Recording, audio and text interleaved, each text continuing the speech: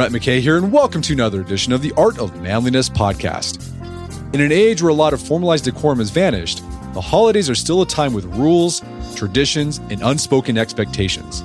It's also a time of heightened social interactions and increased opportunities to demonstrate warmth, hospitality, and all-around gentlemanly politeness. Here to help us navigate the many scenarios for practicing good etiquette that the holidays present is Thomas Farley, aka Mr. Manners. Today on the show, Thomas shares the neglected aspects of flying etiquette, how to be a non-annoying houseguest, the paradoxes of party arrival punctuality, whether a dinner party host should accommodate the special dietary restrictions of guests, how to get lingering guests out of your home after a party, how to best navigate an office holiday party, the rules of regifting, guidelines for holiday tipping, and much more. After the show is over, check out our show notes at awim.is/holiday etiquette.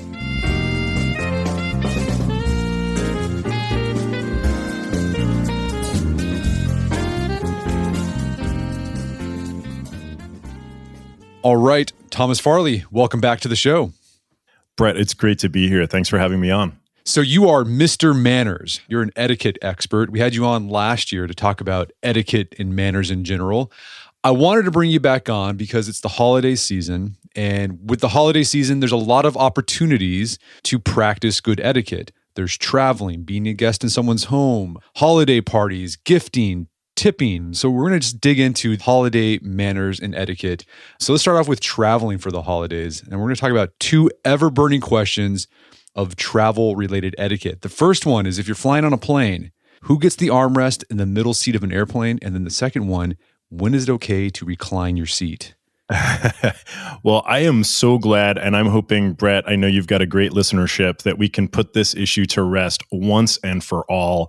As someone who very often gets stuck in coach and sadly will often be in the middle seat passenger really is the one who not only needs, but all out requires those double armrests. So left and right armrest if you're sitting in a 3-seater row. And the reason for this is, of course, the person on the aisle has a guarantee of at least one armrest. The person on the window has not just the window, but their right armrest. So it is the kind thing to do, and I think the right thing to do. We do safety videos on airlines, but I wish they would also do etiquette videos, because I think this is an area of a lot of debate. People feel, well, the armrest is there, I should be entitled to it. And, I'm 6'1". I can't tell you, between the people reclining in front of me, the people taking both armrests if I'm in the middle seat, it just takes an already difficult and challenging experience, which is air travel, and makes it even that much worse. So both armrests to the middle seat passenger. All right, agree. Okay, what about reclining your seat? Reclining is a little bit trickier. Of course, it depends on what class of the cabin you're sitting in, but presuming that you're seated in perhaps a low frills airline with very tight pitch. And we know, and all the statistics bear out, that the airlines have been gradually reducing the amount of legroom for all of their classes of cabin.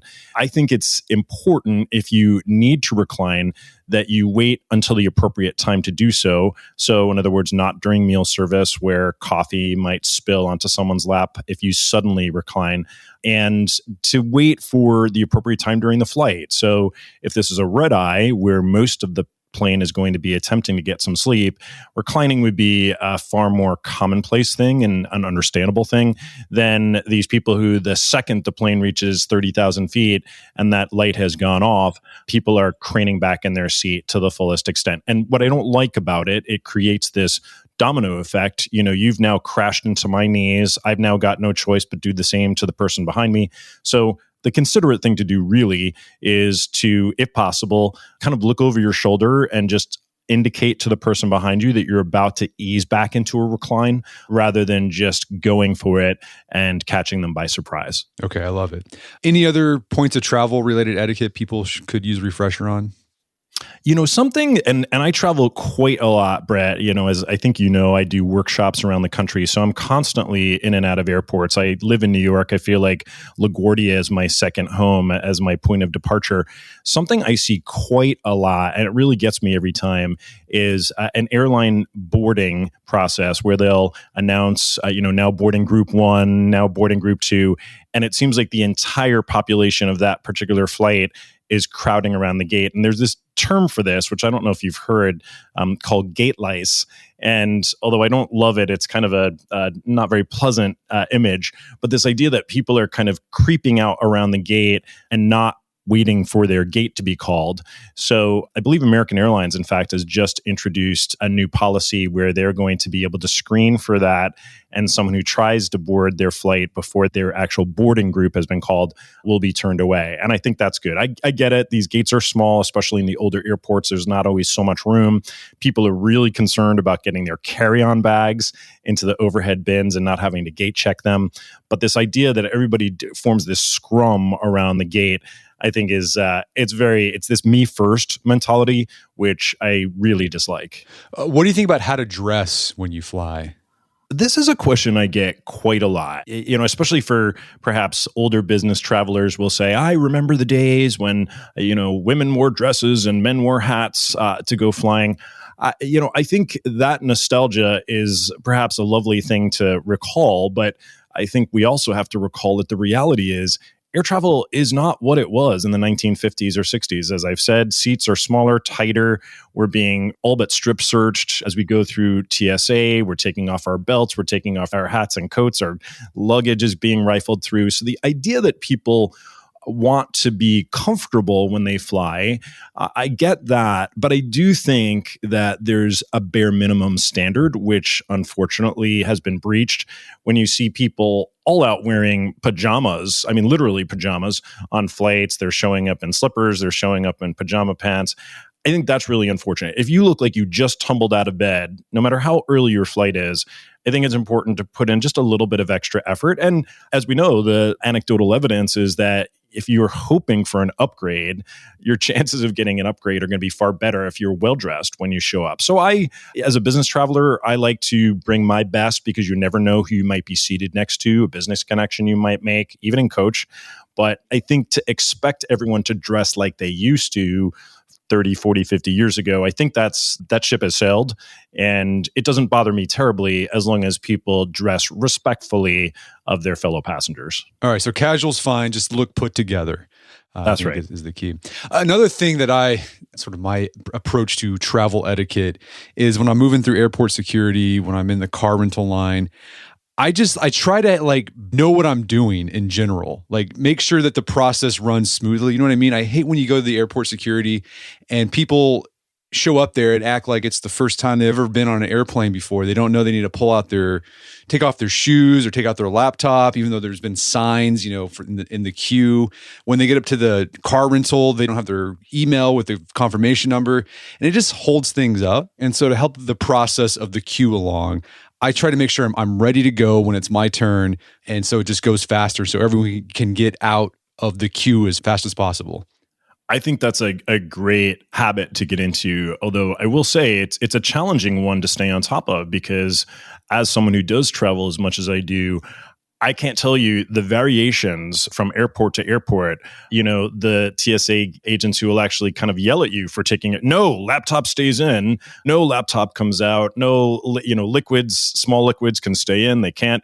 So it really does, I think, as the TSA's screening technology and scanning technology is upgraded from airport to airport, I do find that the policies are, or even airports where you only present your license, others where you must also present your boarding pass. So it's a little bit confusing. But of course, if you've got a home airport that you fly out of regularly, and certainly a chosen airline that you fly out of regularly, you should know their policies. I have a great degree of understanding for anyone who's a family traveling with strollers and, all sorts of bassinets. I will give them all the leeway in the world. But someone who's a regular traveler, who's not prepared when they get up to that agent to move along, I agree with you. I have little patience for that.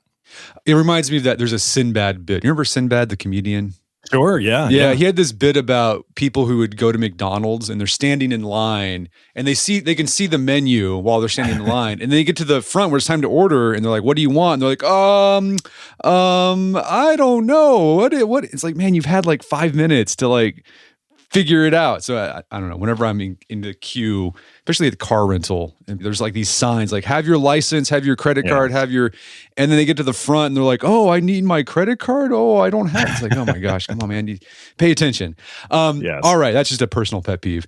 A lot of people will be acting as either a host or a house guest over the holidays. So let's talk about the etiquette of being a house guest first. Is there a maximum number of days you should stay with a friend or family member?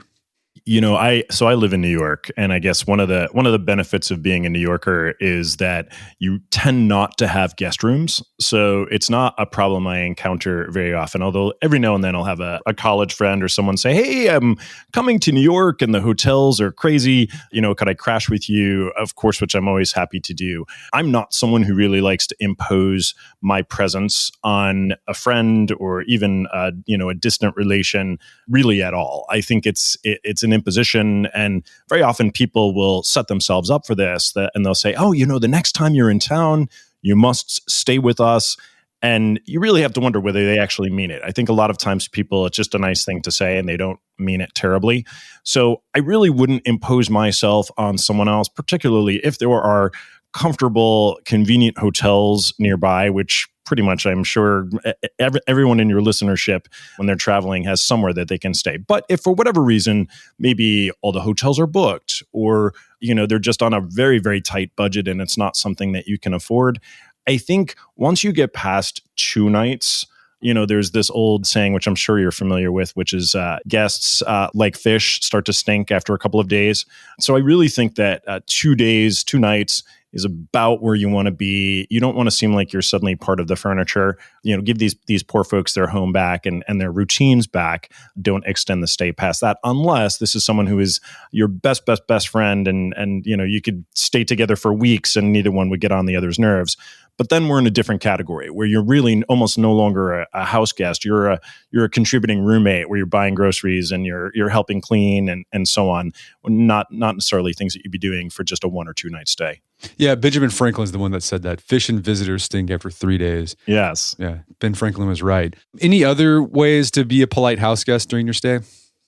Sure. I think if you have decided that this truly is your best option, you want to make your impact and your footprint be as minimal as possible. You also want to be as considerate as possible when you arrive. So someone putting you up, you want to bring, especially if you've never been to their home, you want to bring some sort of a thoughtful gift for your host. I would also bring, people, I know last time, Brett, we talked about thank you notes. And as you know, I'm a big fan of those. And I know you are too. The idea of bringing a thank you note that is ready to go, which you can leave on the kitchen table or the living room coffee table just as you're leaving, so that you don't even have to trust that to the U.S. Postal Service. The delivery will be instant. So bring that thank you note, have it ready to go, and write it out with some thoughtful memories of what happened during your visit, however brief. You also want to make sure that if you are staying in a guest room, or particularly if you're staying in an open common area like a living room, you're not leaving it a mess. So your blankets, your pillows are all kind of neatly folded up. The sofa bed is turned back into a sofa again. This is, again, you're not at home, you're not in your space. You want to make sure that the, leave no trace really applies to indoors as well. If you're staying for more than a couple of days, I think a really nice thing to do is to take your hosts out to a dinner as a thank you during the duration of your visit. Of course, you want to offer to help out in the kitchen as much as possible. And in general, be pleasant, but don't get in their way. They've got their routine and you shouldn't be intruding on that and expecting to be entertained 24/7. I think it's okay. And I think it's very healthy as a guest to be able to go off and do your own thing and let your hosts do the same. Yeah, I agree. Whenever we stay with people, we try to let them know our schedule, let them know like the stuff that we want to do. We don't expect the host to entertain us all the time. So we let them know, here's the things we want to do. Let's sync on things we can do together if it works with your schedule. If not, no big deal. We'll go do our thing. But then just keep them aware of what you'll be doing that day, when they can expect you to leave the house and when they can expect you to be back. Yes, absolutely. And I would say the final thing, don't disengage so much. Yes, it's important to make sure that you're not leaving a massive footprint, but you don't want to be the house guest who's basically a user who you're there for Right. the bed or you're there for the sofa, but you're not engaging in conversation. You're withdrawing and going up to your room and sitting on social media the entire time and not actually conversing with your hosts. This would be inappropriate to not be a part of the household in a way that's meaningful, so that this visit is more about you having a crash pad, but also an opportunity to catch up with obviously people who you feel close to. Any suggestions on how to be a gracious host? Sure. So you want to look after every possible amenity that might matter to your guests. So a lot of this probably seems obvious, but fresh linens, fresh towels, washcloth, an alarm clock. Most people use their phones, but I think a clock is a nice touch for people to be able to check the time during the evening or in the morning when they're about to get up. A bottle of water by their bedstand. I also think you make it clear to your guest that the kitchen is theirs for the taking. So whatever may be in the refrigerator is fair game, or in the pantry is fair game. I'd ask about any dietary restrictions. I'd ask about any likes or dislikes. I actually had this. It wasn't a house guest, but I had a guest come down I have a place at the Jersey Shore, and she came down for a day. And I said, tell me what beverages should I have in the house for you? What do you like? And she said, my favorite drink is an Arnold Palmer. And I said, oh, great. Well, fantastic. So there I was. I whipped up some tea, some fresh brewed tea, chilled it, mixed up some lemonade with some fresh squeezed lemons. When she arrived, she kind of looked horrified as I presented her my craftily made Arnold Palmer. And she said, no, this is not the Arnold Palmer I meant. What I really meant was the Arnold Palmer that comes in a can and you can get it at a convenience store. Oh, okay, sorry. I guess I missed that memo. But being that host who looks out for the thoughtful little things that might make someone, especially if you think about it, they've perhaps been traveling a great distance. They're going to be tired. You offer them a shower, a place to change, a place to put their belongings, make them feel as much at home as you possibly can by giving them all the creature comforts. I'd also say the Wi-Fi password for the house I've seen, and I love this, almost like you're staying in an Airbnb where your host will actually have a little card with all the important details to the house, how to use the remote control, if there's a TV in your room, anything that might confuse them or might not be apparent to them when they arrive. I think those are nice touches as well. Yeah, I agree. And I think another thing a host can do is like plan some fun activities. Like if you invited these people to come stay with you, that costs a lot of time and money to visit someone. So make it worthwhile. Have some activities for them to do. Don't just make it like, hey, we're just going to hang out and whatever. Like I said, I don't expect the host to entertain me the entire time, but I like it when someone does have an itinerary ready and has some things planned out that we could do together. It just makes the whole trip more enjoyable. Yes, and have a backup plan. So that same place at the Jersey Shore I just mentioned, I had a different group of friends who came down, and they were actually staying at an Airbnb nearby, but the weather forecast for the weekend they were coming down just got worse and worse and worse by the day. And I had sent them this lovely itinerary of the walking tours we were going to do and the picnic on the beach. And well, it rained. It was a deluge all weekend long. So I really had to be prepared for not being out and about, but being in an apartment for the weekend and how we could kind of entertain them and still give them a meaningful, memorable time despite the best laid plans. All right, let's talk about party etiquette. A lot of parties during the holidays, Christmas parties, office parties, New Year's parties. I think prompt RSVPing is important, but I think it's often overlooked as far as being a party guest. People really don't RSVP these days, but the host needs to know who's coming so they can plan accordingly. So I think, RSVP always, even if you're not coming. Let's talk about this. What about punctuality? What time should you show up to a more open house type party and then to also like a sit down dinner party? Sure. Yeah. So two very different factors. And I agree with you wholeheartedly about the RSVPing thing. I think we live, unfortunately, in the era of maybe, where people are just afraid to commit or, maybe are biding their other options. You're absolutely right. A host needs to be able to plan, and those RSVPs are vital. And for the host, you make it that much easier for your guests, and you don't offer as an option regrets only, because not hearing from someone you would think might mean that they're sending a sense that they are joining the party, whereas it actually may simply mean that they're not being considerate and letting you know. So yes, please, please, please, RSVP. It couldn't be easier. We've got more apps and texting and platforms for communication to let someone know we're joining. We should do that. Your arrival time at for example, maybe you're having a New Year's Day open house. You, as the host, you provide a start and end time, or maybe the end time is open-ended. In that case, I think you can arrive anytime you like during that day, especially if it's a holiday like New Year's Day, where people may be bouncing around and going to homes of different friends or family members. But I would still, as the arriving guest, give your host some sort of a heads up. Oh, we look forward to seeing you on New Year's Day. We're going to be traveling, probably be arriving around your home at 3 or so. How is that for you? And where will you be in the menu planning for that time? What can I bring to contribute to the occasion if I'm arriving around 3 o'clock? So I think that for an open house, open-ended, that's a wonderful thing to do. You're going to give your host a heads up on your anticipated arrival time. And then you can even provide an update on the day of if that changes at all.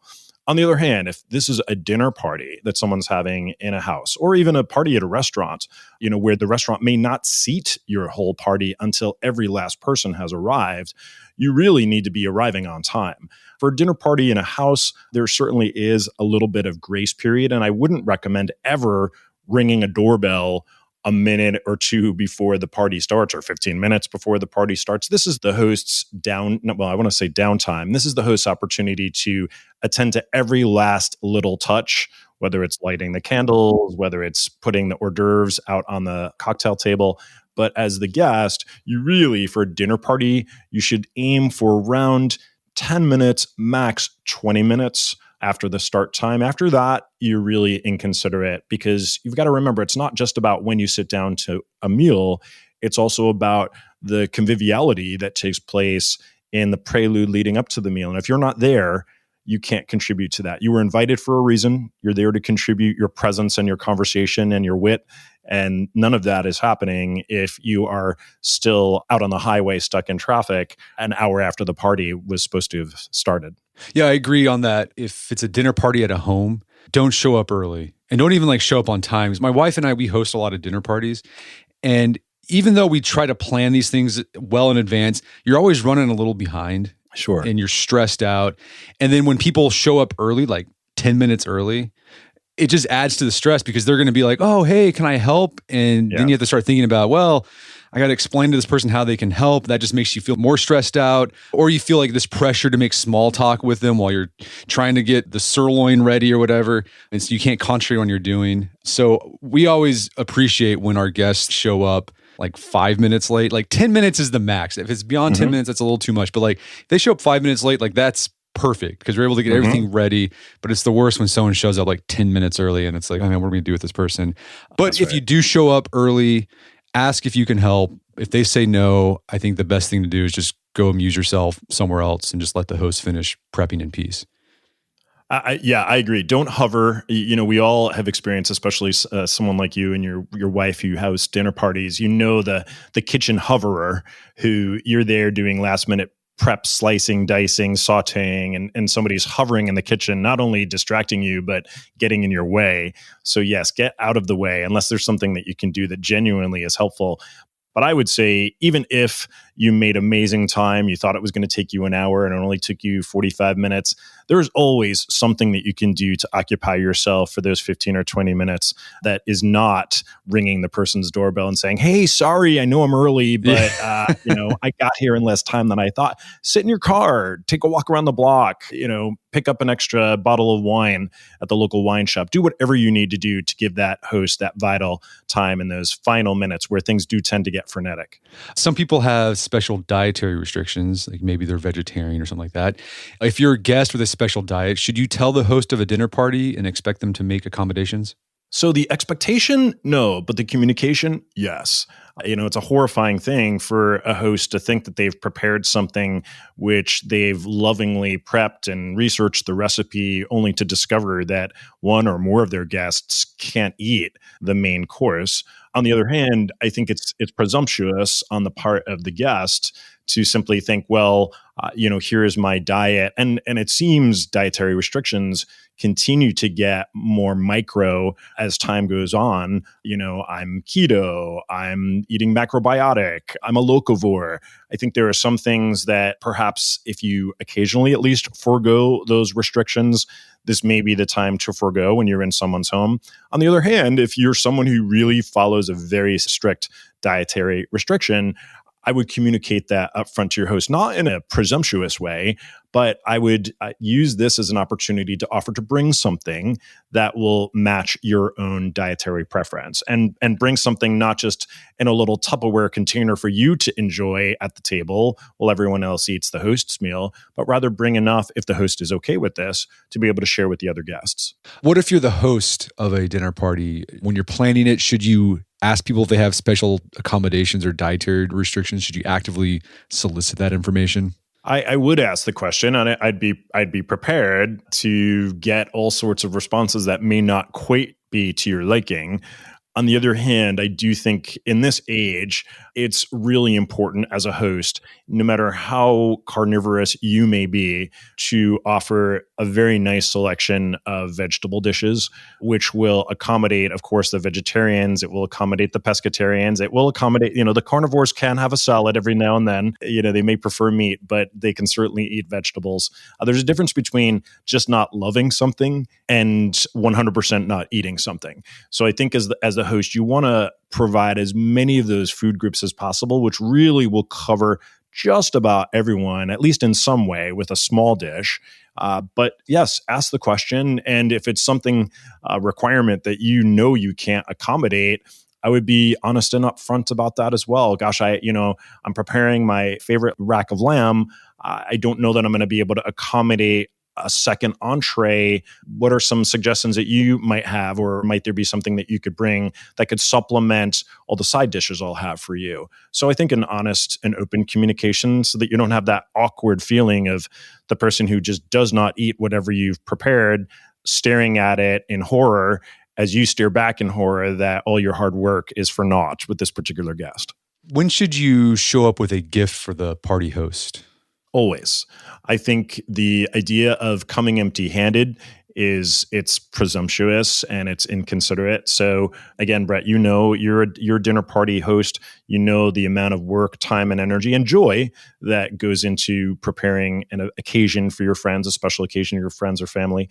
And the idea that you just kind of knock on the door with both hands empty, ready to devour whatever's put before you, I think it's highly inconsiderate. So I would definitely bring some sort of a host or hostess gift. It can be small, thoughtful. If you've been to their home before, something that shows that you know their interests and reflects their tastes.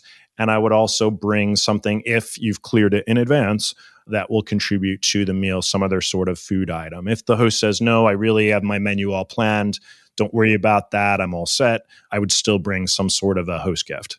Any suggestions for good gifts to give to a party host? Do you have some go-tos that you like? Sure. I think, candles have probably been overdone. They're tried and true, but, hosts, especially frequent hosts, they probably have far too many candles already. So I don't know that that's the ideal gift.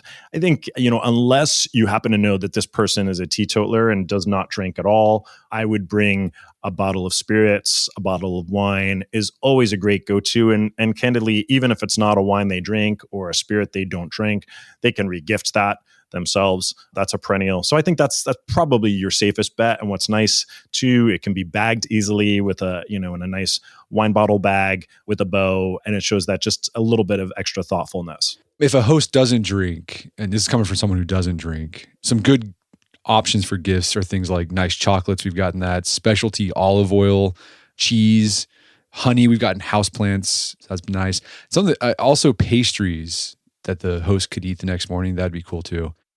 We're going to take a quick break for a word from our sponsors. And now back to the show. Let's talk about tips for being a polite guest at the party itself. I think not lingering too long when the party is drawing down seems like a good point of etiquette. Any tips for a party host on how to get people out of your house when they have started to overstay their welcome? Sure. And of course, this is a wonderful sign that people are having such a great time that they simply don't want to leave. But you're probably exhausted at this point in the day or in the evening that you really are ready for people to depart. And some people don't quite seem to take the hint.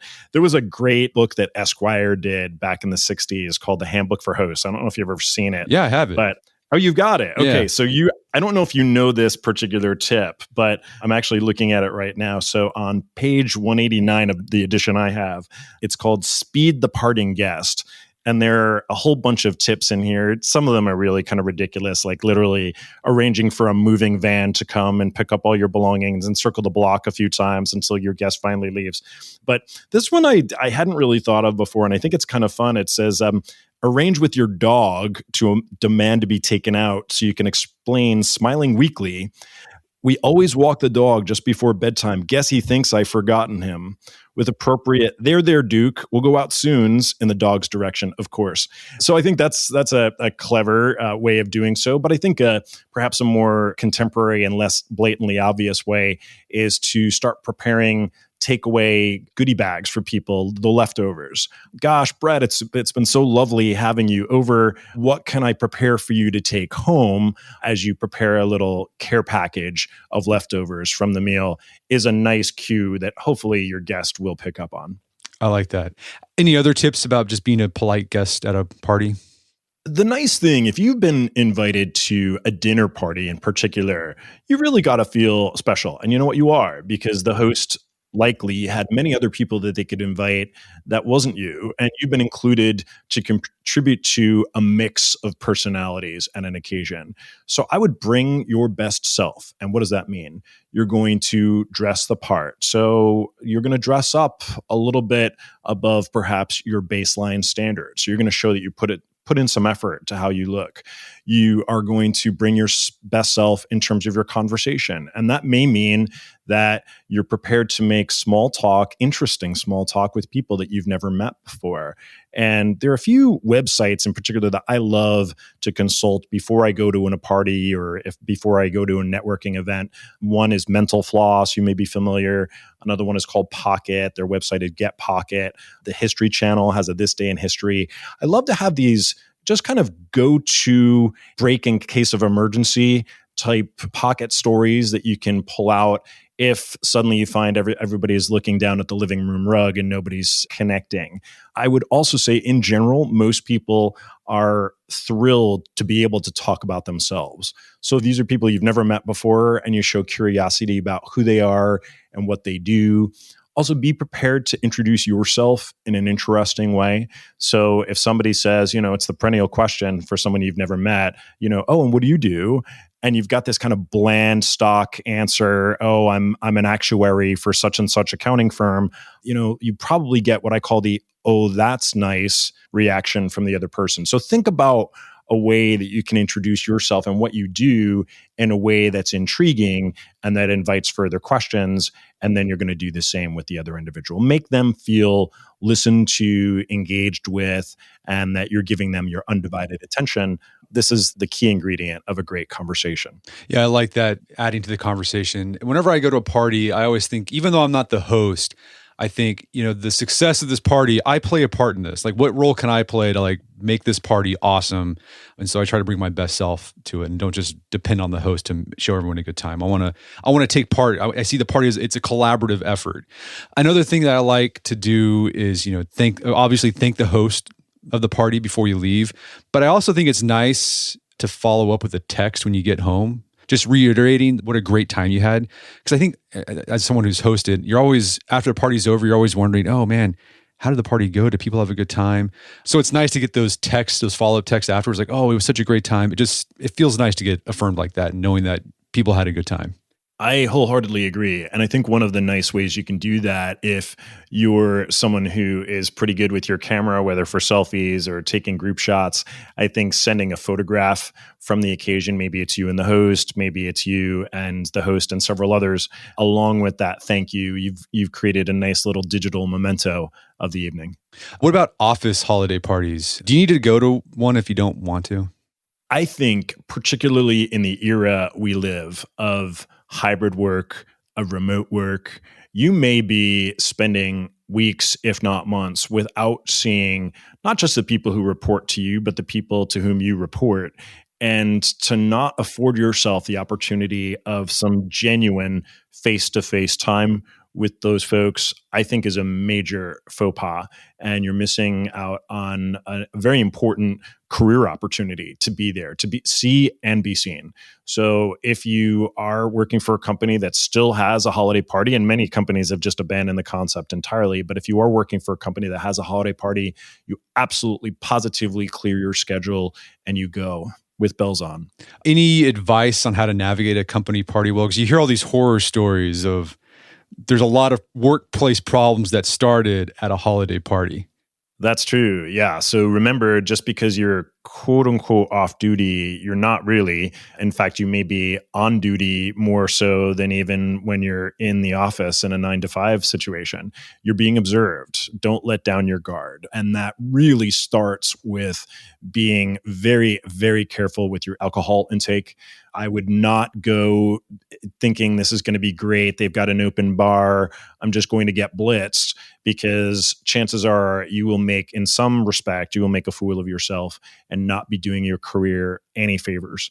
So fine to have a cocktail at a holiday party if you're an imbiber, but I would really stop at whatever your limit is, and it's different for everyone. Maybe, you can have 3 cocktails and still be completely coherent and in control of who you are. Or maybe you're somebody, you have a half glass of champagne and you've already lost it. Whatever your limit is, you stop well before that. Make sure you get there not late, but get there on time. This would be a party, actually, Brett, where I'd say it would be appropriate for you even to arrive a little bit early. So getting there, 5 or 10 minutes before the occasion shows your commitment, your interest, your excitement for the occasion, even if you're not that excited about being there. And I would definitely, you don't want to be, again, hearkening back to what we were speaking about earlier, you don't want to be literally the last person standing at the end of the night, as Donna Summer's Last Dance is blasting from the DJ booth, the last person there. But you do want to stay for sure through whatever company speeches. And I would, in your mind, tell yourself before you go strategically, there are 6 people I must have FaceTime with at this occasion. And whoever those folks are, maybe it's your boss, maybe it's your boss's boss or your boss's boss's boss. Make sure you get in front of those people, have quality engagement with them. Don't be a one-trick pony. You don't want to talk only of work, seeming like you have nothing to contribute besides your work that you do for this company. So be that sparkly, lively, in control, sober, early guest who doesn't stay too long. I would dress the part. You don't need to look like you just came from a meeting with your tax accountant. You can look festive, but keep it tasteful. All right, so let your hair down, but don't let it down so much where you get called into HR the next day. Well said. I think yes. Okay, that's what we're going for. Let's talk about gifts. Do you have any tips for being a good gift giver in general? We're living in an age of obviously high inflation. I just did a TV segment yesterday on people who are just going into massive debt already. Here we are, not even at the holiday season, and people are already doing their shopping and going into credit card debt to do so. I really believe, it sounds so corny, we all know the saying, it's the thought that counts. It really shouldn't be about how extravagant the gift is. And if you find that your gift list is so long that you're going into debt, or that you feel you're one-upping people by giving them something that's super expensive, I think that's a really unfortunate situation, and something that you're going to be dealing with the consequences of for the balance of the new year. And that's not a good thing. So I think the idea of what to give someone can start early. But what I like to do is, if people, friends, coworkers, loved ones drop the occasional gem about something that's an interest of theirs, maybe someone who's a new acquaintance but becoming a good friend happens to mention their favorite movie or their favorite food or their favorite book or their favorite author. I think I like to keep a spreadsheet of those sorts of things, are the people I think I probably will be buying something for come holiday time or come birthday time. And having that readily accessible to me, almost like a little mini Salesforce database, except it's very DIY. Now, when the season arrives, I'm ready to give something that truly shows thoughtfulness, and I'm not reduced to a gift card for a store that they don't even shop at, or something that's a re-gift that has them scratching their head saying, why in the world did the person give this to me? But I would say at its core, let's think about the holidays as an opportunity to really remember the people who are important in our lives. And that's not always about a present.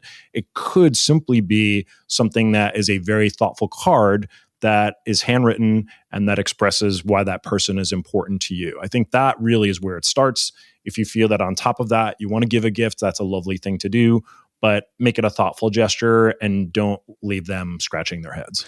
What do you do if someone gets you a gift and you didn't get them a gift? That happens sometimes.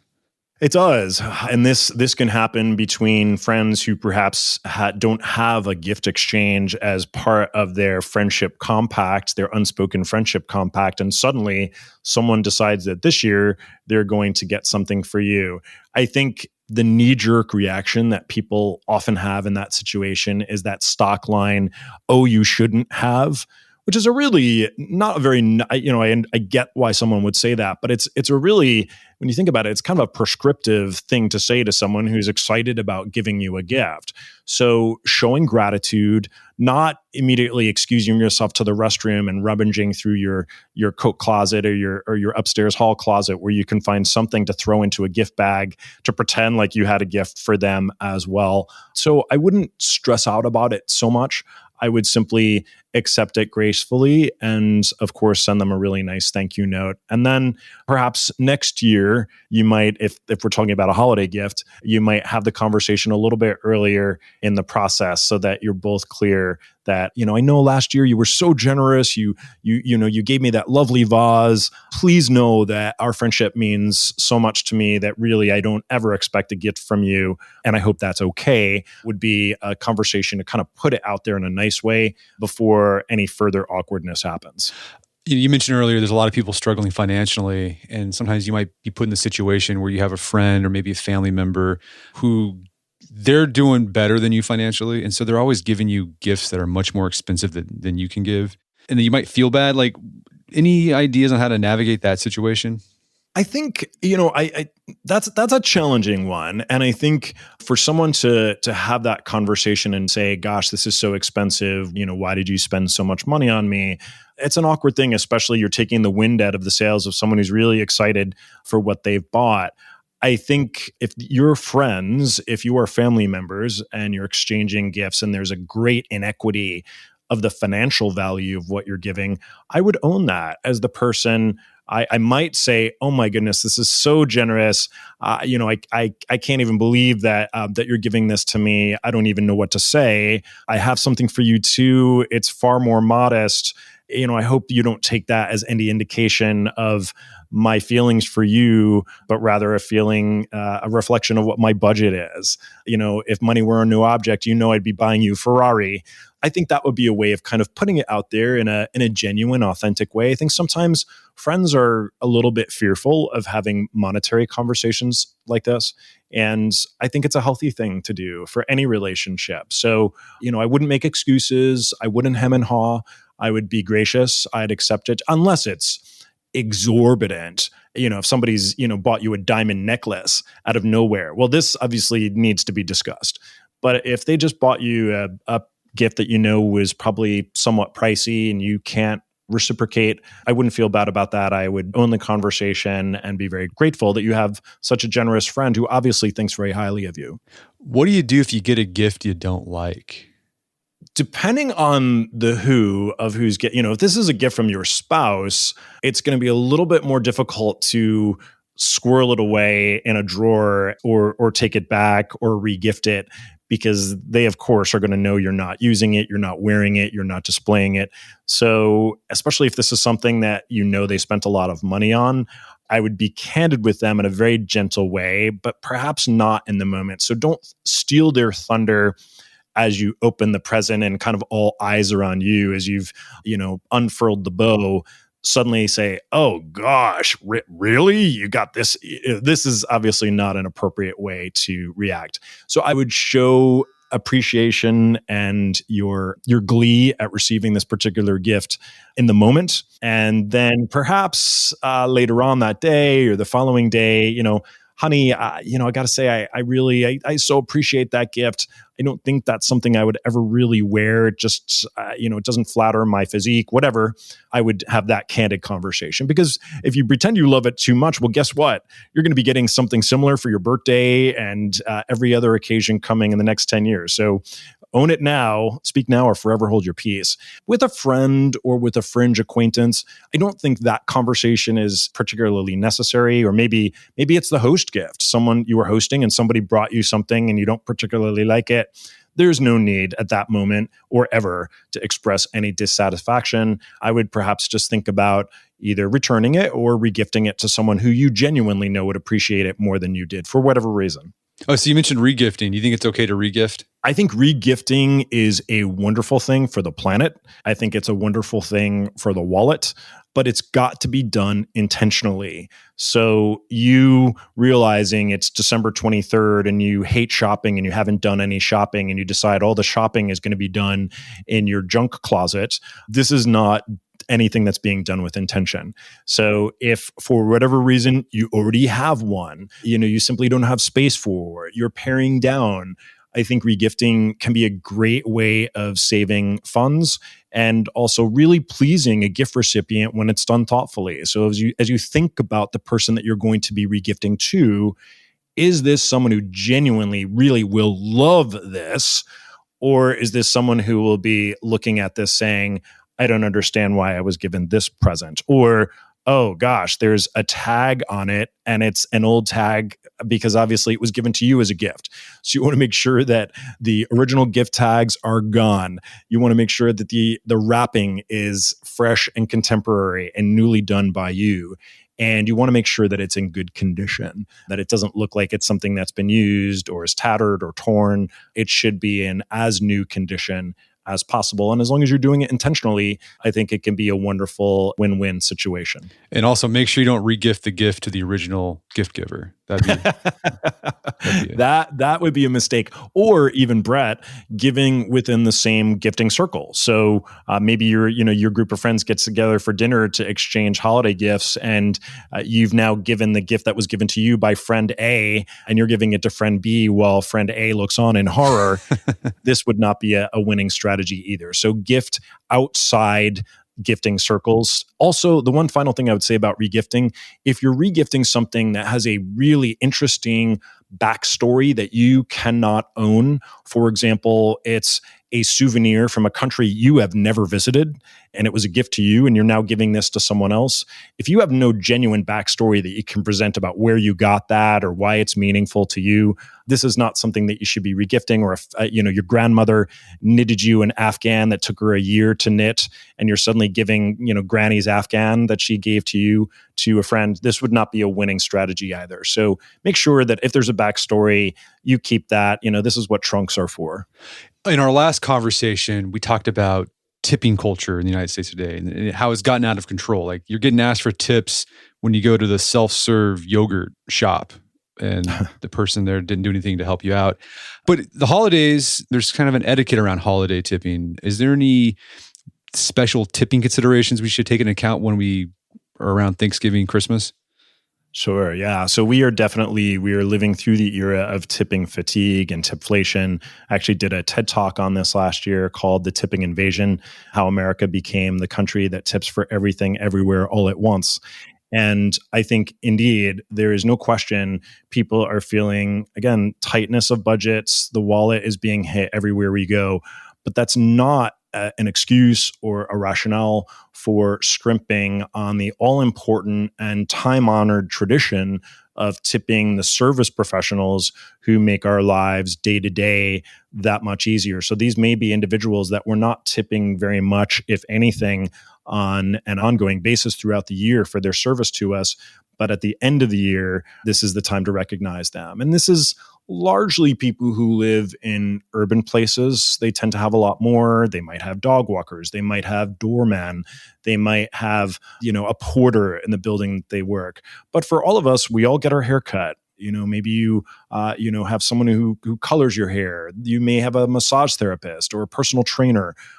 You're not tipping these individuals, with the exception of the folks working on your hair or giving you a massage. You're probably not tipping them on an ongoing regular basis when you visit with them, but that doesn't mean that you don't recognize them at the end of the year with a gratuity. And it's something that those service professionals, they allow us to be at our best through the year. And I think it's really important for us to remember them at the end of the year. This is very, very different from the person who is ringing up your self-serve yogurt asking, how was my service? Do I get 5 stars? And do I get $5? This is someone that you have an ongoing relationship with. Yeah, so it'd be like a babysitter, a house cleaner, a landscaper. They're doing stuff for you throughout the year. You're not tipping them usually. This is a chance to give them a tip. That's right. Pool cleaner and so on. Cleaner, yes, the sanitation workers. Any recommendations, like how much should you tip for those situations? It's a little bit easier with the service professionals that you actually do give some sort of a tip throughout the year. So for example, the person who's cutting your hair, the general guideline there is that you tip the cost of one visit. So if you get a $60 haircut and maybe you're tipping $12 or $15 for that haircut on every visit, your holiday gratuity, your end of year gratuity would be the $60 that you'd pay for the one haircut. In other categories, it's a little bit more fluid, but there are some guidelines there as well. So it may be, for example, with a house cleaner, it may be who you're not tipping each and every time, the cost of a single visit to your home. For a babysitter, it may be the amount of one night's babysitting, or for someone who's an au pair, for example, who lives with your family. Very often we'll see from 1 week to even 1 month of what you would pay that au pair who lives with you and travels with you as a holiday gratuity. I think a week is certainly generous, but I hear stories about people who give a full month. If you are in a city and you're tipping a doorman or a porter, the parking garage attendants who park your car for you, again, in an urban center, there the values really vary geographically. So again, I live in New York. This is the capital city of tipping when it comes to the holidays. Doorman could be anywhere from a couple $100s on up in a luxury building or less. So as I said before, I think it's really important for all of us to feel comfortable with the idea of speaking with other people about money. And so I have no compunction asking my neighbors, hey, I'm new in the building, I'm new in this city. Could you give me a guideline? What do people generally tip our super? What do people generally tip the doorman? And this will give you some indication. So you don't want to be the outlier. You don't want to be tipping drastically less, but there's no need really to be tipping drastically more. Well, Thomas, this has been a great conversation. Where can people go to learn more about your work? Brett, thank you so much for the conversation and the wonderful work that you do on AOM. I'm Mr. Manners. That's spelled out Mr. M-I-S-T-E-R, Manners on X and Instagram. The website is Mr. again spelled out -manners.com.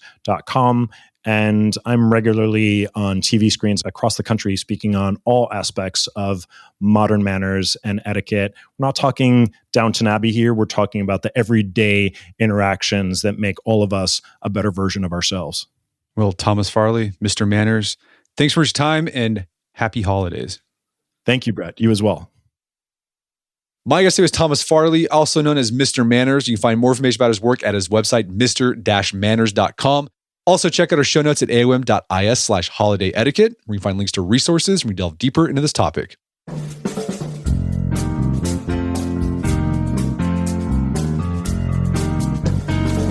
Well, that wraps up another edition of the AOM podcast. Make sure to check out our website at artofmanliness.com, where you find our podcast archives, as well as thousands of articles they've written over the years about pretty much anything you think of. And if you haven't done so already, I'd appreciate if you take 1 minute to give us a review on Apple Podcasts or Spotify. It helps out a lot. And if you've done that already, thank you. Please consider sharing the show with a friend or family member who you think was something out of it. As always, thank you for the continued support. Until next time, it's Brett McKay, reminding you to listen to the AOM podcast, but put what you've heard into action.